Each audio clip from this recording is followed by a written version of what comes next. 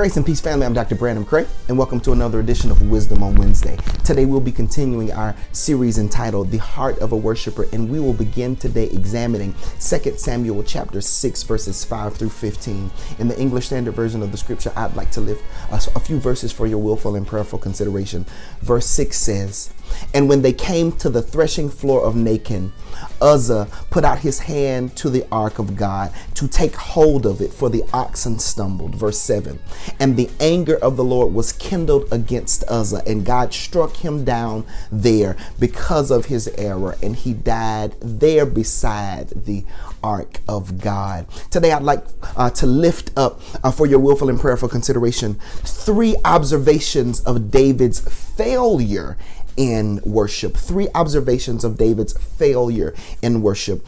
Ultimately, the heart of a worshiper is the heart of God. And if we're to truly understand worship at its core, we must lend our ears to the lips of David. David was that great warrior and that worshiper. He was the man after God's own heart. And when we look at David's life, specifically in the verses that are before us, we see 3 things that lent itself or themselves to the failure of David here in worship. Number 1 is that David had the right idea, but the wrong inspiration. If you were to look at 1 Samuel chapter 6, verses 6, 7 through 12, what you will witness is that David saw the Philistines bringing the ark of God back to the children of God, but the manner in which they did it was a ill manner. As a matter of fact, they put the ark on a new cart that was driven by animals that were doing filthy things as they were driving and bringing the presence of God back.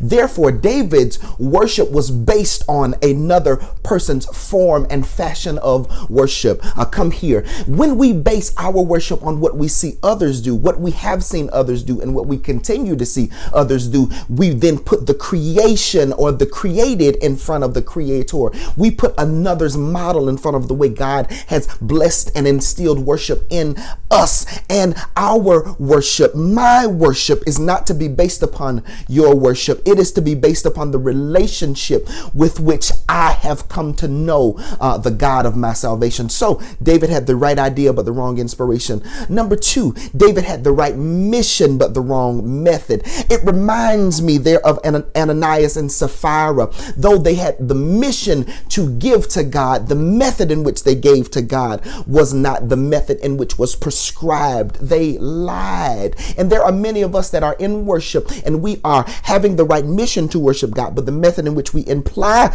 to worship him doesn't count for naught because it is wrong. It is not just what you do, but how you do what you do that counts. The way we bring our worship to God is what truly counts to God. So not only did David have the right idea, but the wrong inspiration, and the right mission, but the wrong method, but lastly, David had the right plan, but with the wrong personnel. There in verse 3, we see that Uzzah and Ahiah were the Levites that were given to transport the ark. But if you were to read back in Numbers, you would realize that not every Levitical priest could carry the ark of God, but it was only those that were in the tribe of Kohath or the Kohathites. There are many of us that have individuals in our life that we've lent our plan to, but our plan will never prosper because they are not the personnel that God has sent to us to carry out that mission. Family, allow me to leave you with this thought.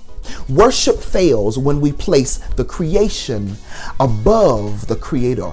This has been your boy Brandon McCrae, aka BmacMusik. Do 3 things for me.